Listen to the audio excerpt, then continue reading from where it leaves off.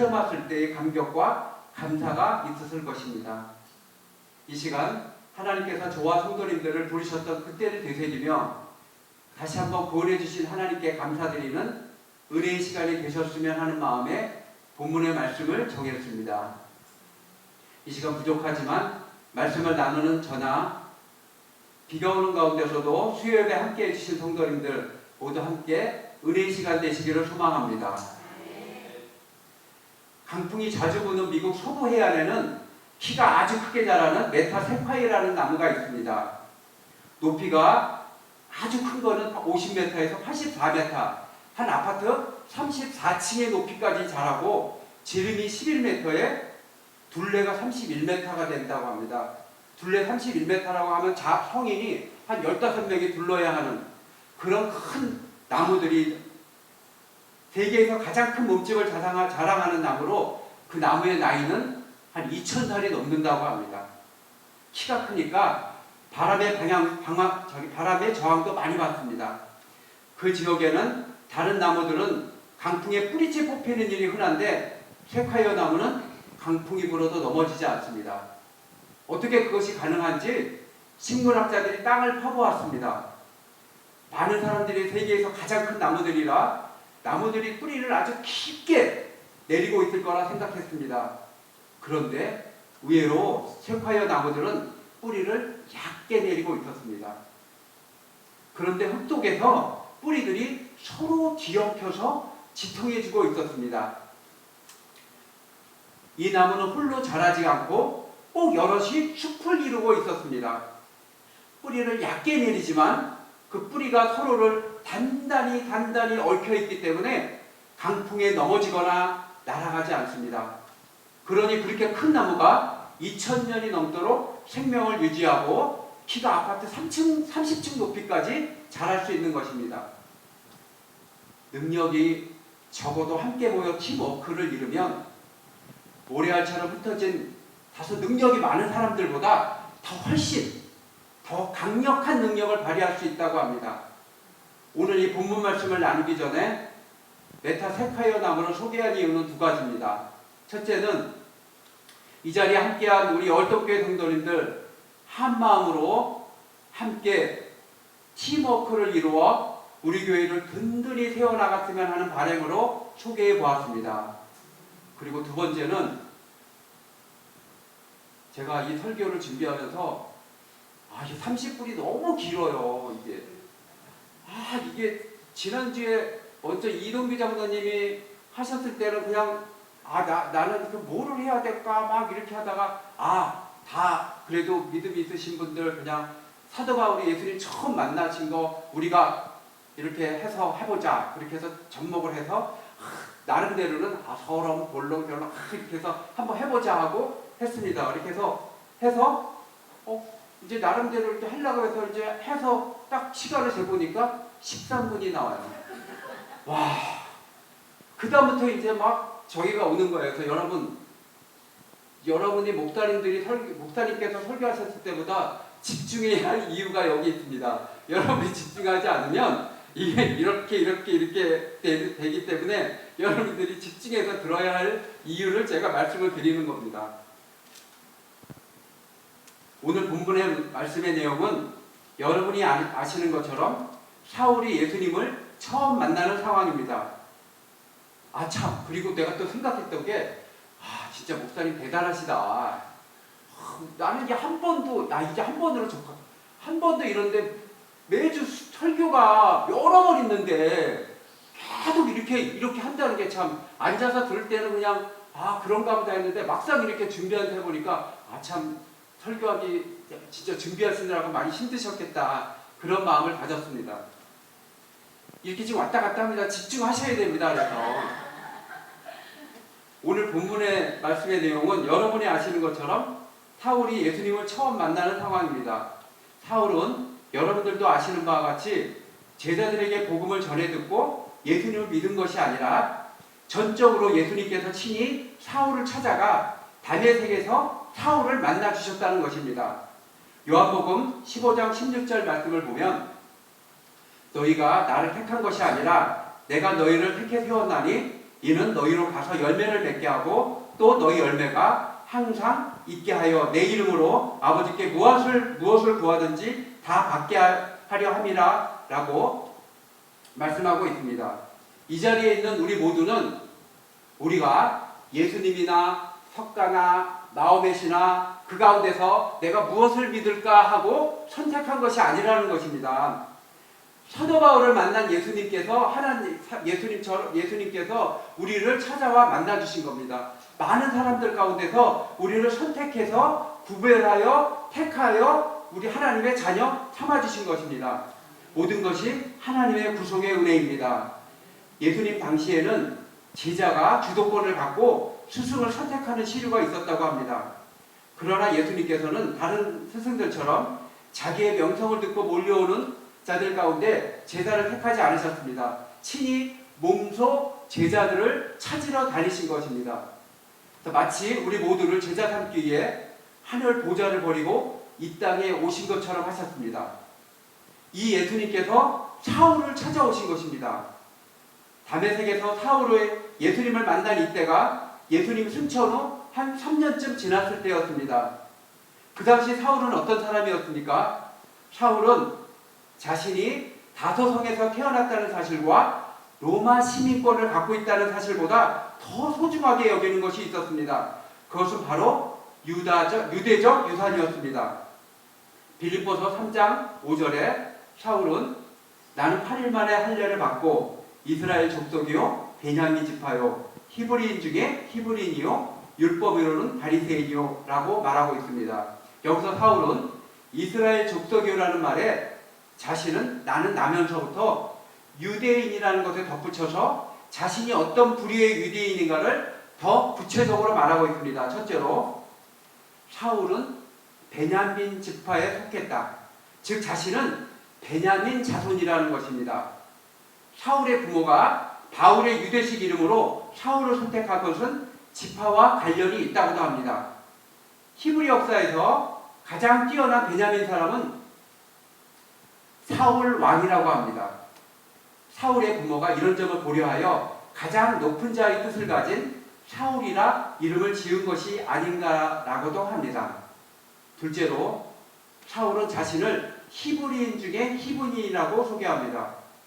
사울이 태어난 다소와 같이 헬라어로 사용하는 도시에서 태어난 유대인들은 헬라파로 생각할 수 있습니다. 사울은 헬라파가 아니라 히브리인이라고 말하고 있습니다. 사울의 부모가 사울이 태어나기 전부터 히브리인이었다는 것을 주장하고 있습니다. 또한 사울은 스스로 바리새인이라는 것을 자랑스럽게 여기고 그리스도인들을 핍박할 때 스스로 하나님의 율법에 철저히 순응하는 존재라고 생각했다는 것입니다. 그 당시 이러한 조건들이 30대 혈기왕성한 사울을 더욱더 당당하게 만들었던 것입니다. 수데발이 돌에 맞아 순교했을 때에도 사울은 그곳에 있었습니다. 있었을 뿐이 아니라 돌을 던지려고 했을 때 겉옷이 거치장스러워서 겉옷을 다 벗어던지고 사울 앞에다가 따놓으면 사울이 그것을 잘 보고 있던 그런 역할까지 했던 것입니다. 수데발의 죽음을 당연히 여기고 또한 사울은 교회를 초토화하고 예수님을 믿는 집들마다 들어가서 남녀할 거 없이 모두 끌어다가 감옥에 넣었습니다. 오늘 본문 1절에 보면 사울이 주의 제자들에 대하여 여전히 유업과 살기 등등하여 대제사장에게 가서 2절입니다. 다메섹 여러 회장에 가져갈 공문을 청하니 이는 만일 그 도를 따르는 사람을 만나면 남녀를 막론하고 결박하여 예루살렘으로 잡아오려 합니다. 즉 사울은 대제사장에게서 다메섹 여러 회장에 가져갈 체포영장을 받았다. 2절 말씀에 예수님을 믿는 사람을 찾으면 남자 여자를 구분하지 않고 막론하고 체포를 해서 예루살렘으로 데려온다는 것입니다. 그 당시 잘못된 유대교 신앙과 기독교를 박멸해야 한다는 열심에 잡혀있던 사울은 대제사장이 도망범에 대한 법인 인도권을 행사하는 것이 하나님 앞에 올바른 것이라 믿고 행동에 나섭니다. 이에 사울은 대제사장이 발급한 체포영장을 갖고 그리스도인들이 남녀를 막론하고 결박하여 예루살렘으로 잡아오려고 다메섹으로 떠나고 있습니다. 다메섹은 비옥한 평야라고 합니다. 그 주변은 다 사막인데, 그래서 지금 현재 이스라엘이 있고 그 위에 레바논이 있고 이스라엘 옆에 시리아가 있습니다. 그 시리아의 수도가 바로 다메섹입니다. 그래서 다마스리아가 다마스커스라는 히브리식 발음을 쓰고 있는데, 이 다메섹은 이스라엘의 예루살렘으로부터 약 240km 떨어져 있습니다. 우리나라로 보면 서울에서 약 전주까지의 거리입니다. 당시 다메섹에는 사울이 쫓고 있는 예수님을 믿는 공동체들이 있었습니다. 그 공동체가 유대로부터 피신해서 신자들에게 피난처를 구하는데 도움이 줄 수 있었던 곳이 다메섹에 있었습니다. 그날도 사울은 대제사장에서 받은 체포영장을 갖고 다메섹에 있는 여러 회당으로 가는 중 다메섹 외곽에 이르렀을 때 갑자기 눈부신 환한빛으로 오신 예수님께서 사울을 만나 주셨습니다. 본문 3절에 호련히 하늘로부터 빛이 그를 둘러 비추는지라. 그 환한 빛 때문에 앞이 보이지 않아 쓰러져 있는데 한 음성이 들려옵니다. 4절에 사울아 사울아 내가 어찌하여 나를 박해하느냐. 사울이 음성을 듣고 묻습니다. 5절에 주여 누구시니까? 라는 질문에 나는 내가 박해하는 예수다. 즉 예수님께서는 사울에게 내가 핍박하는 예수라고 말씀하고 계십니다. 강한 빛으로 앞이 보이지 않는 사울은 이후에 사람의 손에 이끌려 집가의 유다의 집에 머물게 되는데요. 순식간에 시력을 잃은 채 사흘 동안 보지도 먹지도 마시지도 못한 사울을 하나님께서 보내주신 아나니아에게 세례를 받을 때 눈에 비들 같은 것이 벗겨지면서 앞을 보게 됩니다. 그 이후 사울은 머뭇거림 없이 즉시 예수님께서 하나님의 아들이심을 전합니다. 하나님께서는 이 바울의 모든 과정에 함께해 주셨고 인도 보호해 주셨습니다. 바울은 고린도전서 15장에 이렇게 고백하고 있습니다. 쉬운 메시지 성경으로 제가 읽겠습니다. 보시면서 참고하시면 되겠습니다. 8절에 그리고는 마지막으로 나에게 생생히 나타나셨습니다. 내가 맨 나중이 된 것은 합당한 일이었습니다. 여러분도 아시다시피 나는 사도들의 반열에 포함될 자격이 없는 사람입니다. 내가 하나님의 교회를 없애버린 일에 혈안이 되어 젊은 시절 대부분을 허비했기 때문입니다.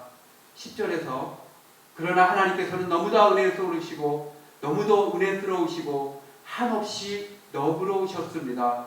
그래서 오늘의 내가 있는 것입니다. 라고 고백하고 있습니다. 이 사울의 고백이 우리 모두의 고백이 되기를 소망합니다. 오늘 말씀을 통해 사도 바울과 함께 하신 하나님께서 지금도 살아계셔서 우리와 함께 하심을 믿는 저와 성도님들이 되시기를 바랍니다. 10여 년 전에 우리 교회에서 기도 제목을 두고 며칠 동안 성도님들이 이곳에 나와서 2시간씩 릴레이 기도를 할 때가 있었습니다. 그 당시 기도 가능한 시간을 정해놓고 했을 때 떠오르는 것이 기도할 때 어느 날은 기도가 너무 잘 돼서 2시간이 언제 갔는지도 모르고 막 기도하다 보면 여러분들 다 경험이 있으시고 막 기도줄이 잡히면 막 기도하게 돼서 언제 기도가 이렇게 2시간이 금방 갔는지도 모르는데 어느 때는 기도가 너무 안 돼가지고 막 힘들어서 끙끙 앓고 막 이렇게 있다가 시계 보고 하여튼 막 그런 상황도 있었습니다.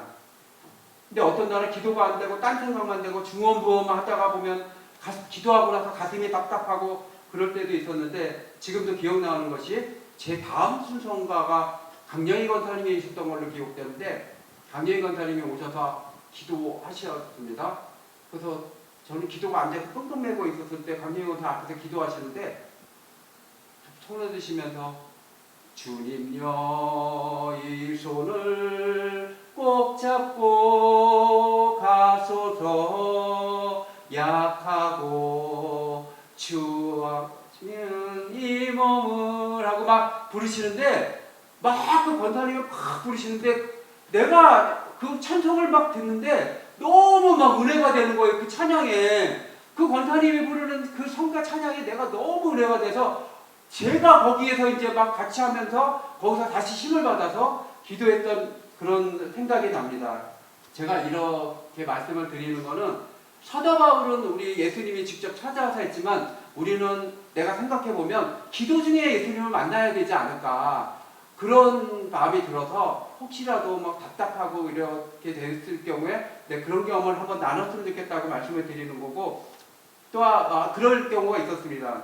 여러분 집중하셔야 될 이유입니다. 그래서 또 한 가지가 우리 막 그런 마음을 겪고 있을 때 어디 그 방송 매체에서 아프리카에서 선교하시는 여자 선교사님이 간증을 하는 걸 들었습니다. 그 여자 선교사님이 그곳의 현지 아이들을 사랑으로 너무 막 아름답게 돌보고 있었어요.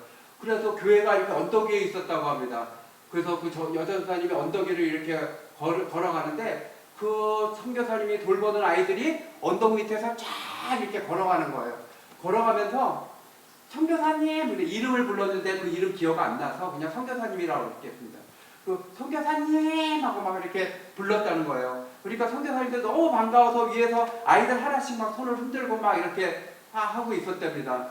근데 그 중에서 아이들이 막 선교사님하고 하는데 그 선교사님 마음에 한 아이가 막 손을 흔들고 막 그렇게 지나가는데 그 선교사님도 반갑게 손을 흔들면서 맞아 쟤는 신발이 다 헤어져 갖고 제 구멍 났었는데 제 신발을 사야 되는데 그런 마음이 드는 겁니다. 들었다고 합니다. 그리고 또 한 아이가 또 막 손을 흔들면서 선교사님 막 합니다. 그리고 이제 선교사님이 맞아 쟤는 피부가 약해서 진볼이 나서 연고가 필요한데 제 연고를 발라줘야 되는데 그런 마음이 들었다고 합니다. 또 다른 아이가 선교사님 하고 막 하는데 선교사님이 쟤는 노트가 없어서 지우고 또 거기다 다시 쓰는데 제 노트가 필요한데 이런 생각을 들었다고 하죠. 그래서 그 선교사님이 이런 간증을 하면서 그 친구들이 자기한테 선교사님 나 운동화 구멍 났어요. 운동화 사주세요. 나 피부가 가려워요. 연고 사주세요. 나 책이 없어요. 노트 사주세요. 안 했다는 겁니다. 그냥 선교사님 했는데 선교사님 자체는 너는 그게 필요해. 내가 너 이거 해줘야 되겠구나. 너 이렇게 해야지. 이렇게 했다고 하면서 우리도 우리의 안고 일어섬을 아시는 하나님께서 우리의 머리털까지 되시는 하나님께서 우리의 필요한 것을 모르시겠습니까? 우리의 얼마나 저기 한 걸 아시지 않겠습니까? 그렇게 해서 제가 내가 기도가 안 돼서 막 끙끙매도 내가 다 강구하지 않아도 하나님께서 나의 모든 것을 아시는 하나님께서 지금까지 인도해 주신 하나님께서 하나님의 뜻과 계획이 있어서 선택해 주셔도 오늘까지 인도하신 하나님께서 인도해 주시겠지 하는 그런 마음을 가졌습니다. 그러니까 제가 이 말씀을 드리는 것은 여러분들이 이제 사울이 예수님을 만난 것처럼 예수님을 만날 때 우리 첫사랑을 회복하는데 그래서 우리가 영적으로 회복됐으면 좋겠는데 그래서 우리가 이렇게 기도하는데 저는 집중하셔야 될 일입니다. 저는 우리 전도사님이 여기서 찬양을 하는 게 너무 좋은 게 기도가 안 되고 할 때는요 막 찬양도 따라하면서 하니까 너무 좋은 거예요. 그래서 그런 적이 있고 여러분 혹시라도 기도 안 되더라도 다른 분들은 통성으로 막 하는데 나는 왜 이렇게 안 되고 답답할까 하더라도 전혀 개의치 마시라. 하나님은 우리의 모든 것을 다 알고 계시고 이 선교사님처럼 나 운동화 사주세요. 연고가 필요해요. 공책 가주세요. 안 해도 선교사님은 아시는 것처럼 그 이하면 하나님께서 왜 우리의 필요한 걸 모르시겠느냐. 그래서 우리가 하나님 앞에 감사함으로 아뢰면 된다고 하는 그 선교사님의 그 위로를 받고 근데 한편으로 또 너무 그렇게 생각하고 안이하게 그냥 아시니까 뭐 이렇게 하면 안 되겠죠. 그거는 하여튼 그렇긴 한데 하여튼 성령의 인도를 받고 기도하시면 될 것 같습니다. 그래서 그 사울이 다메섹에서 예수님을 만난 것처럼 집중하고 계시죠 지금. 저와 성도님들도 예배 가운데 기도의 자리에 나와서 기도드릴 때 우리와 함께 하시고 기도 응답해 주시는 하나님께 감사하며 나아가기를 소망합니다. 사도 바울은 반기독교 세력의 신정부인 로마에서 참수로 순교할 때까지 다메섹에서 만난 예수님을 기억하며 디모데후서 4장 6절에서 믿음의 아들 디모데에게 우리 다 같이 한번 읽어볼까요? 다메섹의 유언 같은 말씀을 했는데 디모데후서 4장 6절입니다. 네. 예. 자, 시작. 이와 같이 내가 벌써 이루어지고 나를 만날 시간이 가까워졌느니라. 아니, 제가 여기 있는 걸로 한번 읽어보겠습니다. 여러분 잘 들어보세요. 또 다행히 내가 선한 싸움을 싸우고 달려갈 길을 마치고 믿음을 지켰으니 이제 후로는 나를 위하여 의의 면류관이 예비되었으므로 주 곧 의로우신 재판장이 그날에 내게 주실 것이며 내게만 아니라 주의 나타나심을 사모하는 모든 자에게로라 라고 고백하고 있습니다.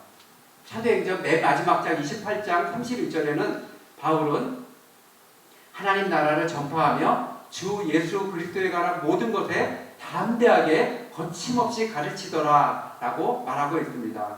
그렇습니다. 바울은 다메섹에서 예수님을 만난 이후 순교할 때까지 온전히 하나님 나라를 전파하며 주 예수님을 담대하고 거침없이 가르쳤다고 끝맺고 있습니다. 끝으로 사도행전 22장 5절에서 10절 말씀 다 같이 합독했으면 좋겠습니다. 다소 길 수도 있겠지만 이 말씀은 바울이 체포되어 군대 병영에 끌려가 성난 무리와 지휘관과 병사 앞에서 전한 증언입니다. 이 말씀을 우리가 마치 우리의 신앙을 간증하듯이 간증하는 마음을 담아 봉독했으면 좋겠습니다.